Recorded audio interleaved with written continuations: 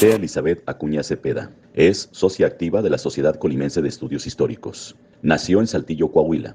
Cursó la primaria en Colima, la secundaria, el bachillerato y su carrera profesional como licenciada en Educación Media con especialidad en Física Química. Ha participado en seminarios, foros y conferencias nacionales e internacionales. Ha publicado en Diario de Colima, en Ecos de la Costa, en el Noticiero de Colima y recientemente tiene una columna semanal en El Comentario de Colima. Es por línea paterna, sobrina nieta de Manuel Acuña y Narro y por línea materna del general Cepeda. Con ustedes, Mirtea Elizabeth Acuña Cepeda.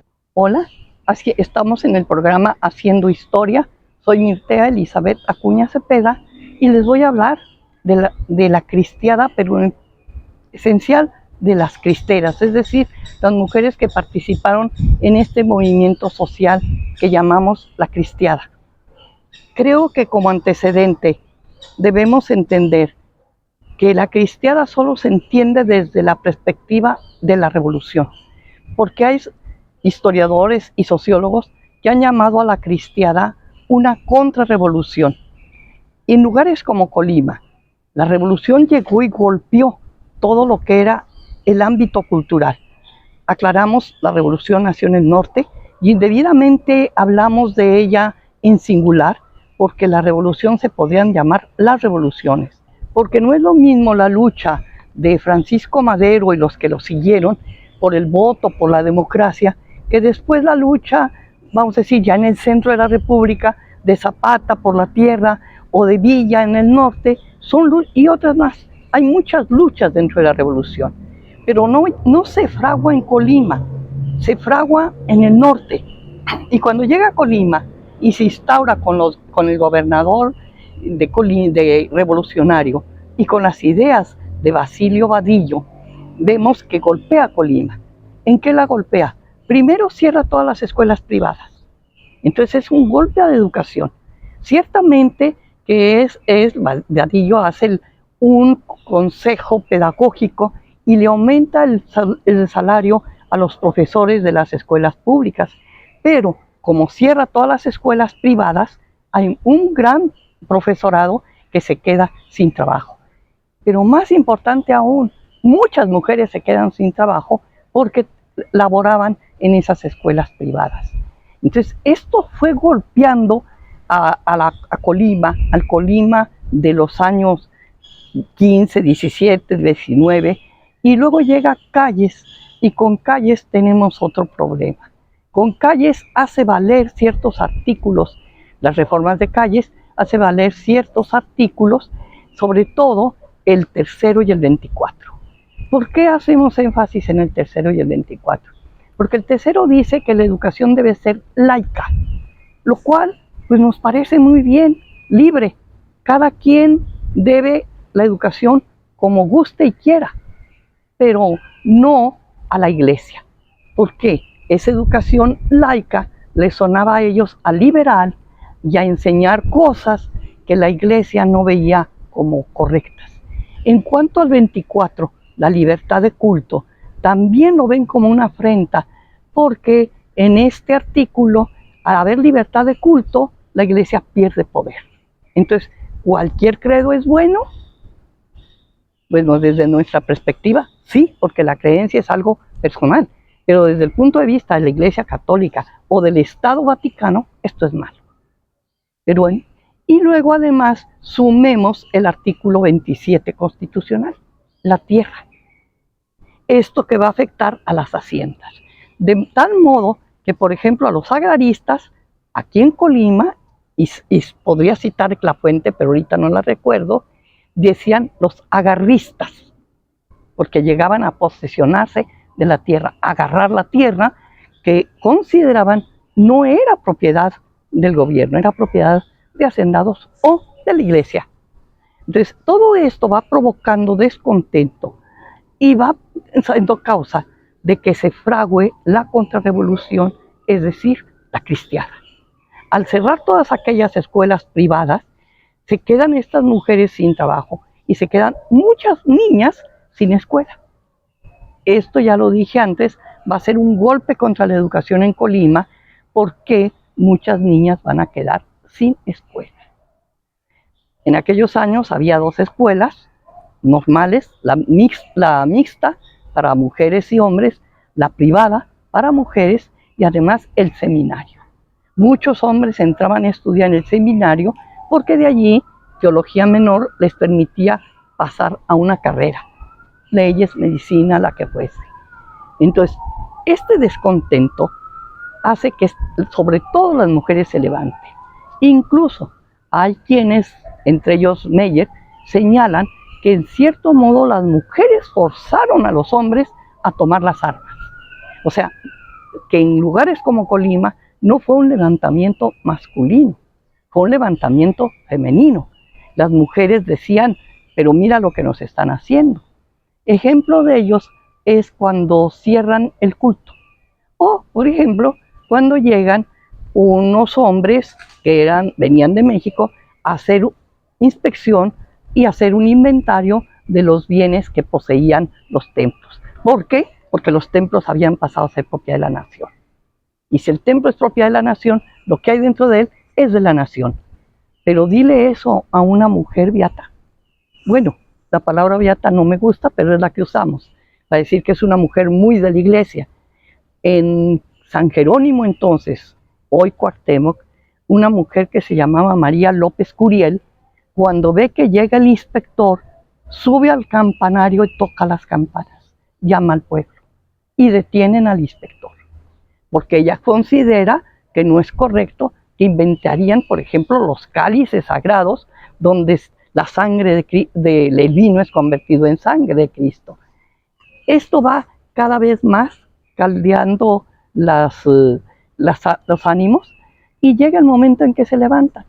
Hay otro historiador, Miller, que él dice que las mujeres son tres tipos. Mujeres señoras, las mujeres jóvenes, las mujeres religiosas. Entonces, estas mujeres que eran jóvenes son las que van a tomar el combate. Y empieza a formarse las brigadas de Santa Juana de Arco, que se fraguan en el estado de Jalisco, muy cerca de Colima, en parte de la diócesis de Colima de aquel tiempo. Y estas mujeres, las brigadas de Santa Juana, ya las podríamos calificar entonces en otros rubros: educadoras, guerreras, enfermeras, etcétera, que van a estar todas ellas actuando a favor de la iglesia, a favor de sus creencias sobre todo, pero que no son precisamente las de las leyes que imponían en las reformas de calles. Y viene el levantamiento y vamos a ver muchas mujeres tomar las armas. Algunas de ellas sufrieron la muerte, otras fueron torturadas y se estima que había más de 25,000 mujeres participando en la lucha. Esto de acuerdo con estudios hechos en Jalisco y que comprendía el sur de Jalisco y parte de Colima. Hablamos entonces de 25,000 mujeres en pie de guerra.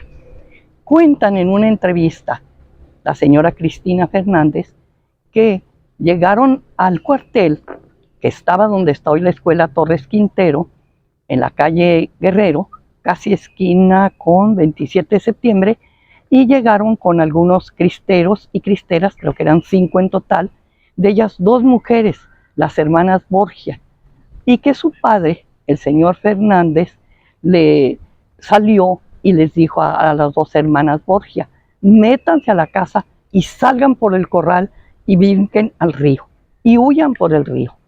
Detrás de ella entraron los soldados y al señor Fernández se lo llevaron preso al cuartel. Sigue contando Cristina Fernández que su madre corrió hasta la casa de Laureano Cervantes, que era el gobernador, y le pidió que descarcelara textualmente a su padre. Es decir, él estaba en la cárcel. Laureano aceptó y habló con el general Charis y fueron y dejaron libre al señor Fernández. El general Charis dijo incluso que él no pensaba meterlo verdaderamente a la cárcel, que lo detuvo de momento. De estas 2 mujeres, una murió, refugio, y la otra se salvó. Entonces sí vemos que es una lucha difícil y también muy difícil de explicar en el Colima, bastante contradictorio, porque vamos a ver que gente como los gobernadores iban a misas secretas. Vamos a encontrar que, como dice el señor profesor Ismael Aguayo, liberales y conservadores se daban la mano y participaban en cafés tranquilamente. Entonces es un tema bastante conflictivo, sobre todo aquí en Colima, y un dato que podemos decir es que después de la cristiada, comparando los censos, entre 1920 y 1930, tenemos un déficit de 28.500 más o menos habitantes. ¿Qué pasó con estas 28.000 personas? ¿Murieron? ¿Cuántas? ¿Huyeron? ¿Migraron de una zona en conflicto? ¿Cuántas? Ni con los nacimientos se logró tener un nivel más alto. 28.000 y tantas personas fallecieron. Entonces sería conveniente, vamos a decir, analizar otro aspecto, que en dentro de brigadas muchas mujeres tuvieron títulos de brigadas de Santa Juana de Arco. Esas mujeres tuvieron grado militar, generales, coronelas, capitanes, etc. Y también que en esta lucha podríamos dividir de alguna manera, ¿cómo podría decir?, los ámbitos de influencia. Por ejemplo, en el gobierno, en el gobierno que pues, es el Estado, tendríamos como ánimo de influencia la legislación, es decir, la ley, y la iglesia, el dogma. Entonces vamos a competir leyes contra dogmas, lo cual es muy difícil de establecer. Luego vamos a combatir agraristas contra ejidatarios, contra campesinos que venían de las haciendas. Y también vamos a establecer distintos tipos de otras, ¿cómo se puede decir?, influencias en las que van a mediar, por un lado, la iglesia con la demanda de limosnas, los diezmos, las primicias, y por el otro lado el gobierno con los impuestos y todas estas regulaciones con las que ambas instituciones, iglesia y Estado, acopian dinero. Pero la más fuerte de estas luchas va a ser por la educación, porque la educación es un aparato ideológico.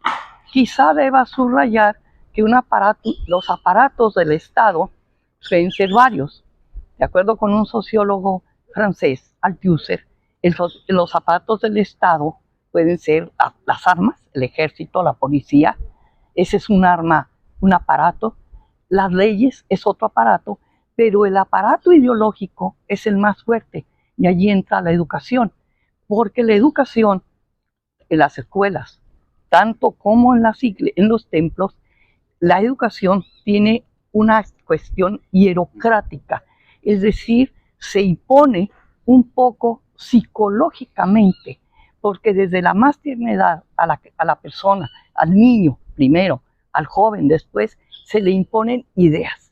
Por eso se le denomina aparato ideológico. ¿Cuántas de esas ideas, entonces, no son nuestras propias ideas? Son ideas que nos infundieron. Y volviendo al tema de la región sur de Jalisco, centro de México, hasta Guanajuato y Querétaro, y Colima sobre todo, pues esta ideología, este aparato ideológico es muy fuerte.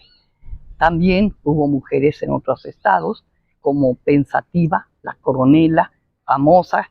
Hay una novela sobre su vida en Querétaro, hay otra en Guanajuato. Es decir, no nomás las mujeres de Colima tomaron las armas, las mujeres de otras partes también.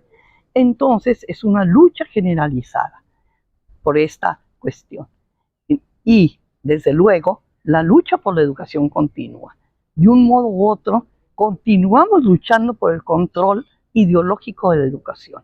Un aparato importantísimo en el cual tanto los gobiernos, cada gobierno al cambiar de formas y de ideas de personas en el poder, cambian. La iglesia también se adapta y cambia. Entonces, este aparato tenemos que tener mucho cuidado con él, y también perdonen que lo exprese de ese modo, pero en cierto modo es el causante de los movimientos sociales. Sin estas ideas, un movimiento social no existe. Sin estas ideas, ese aparato ideológico, no hubiese existido la cristiada. Muchas gracias por su atención.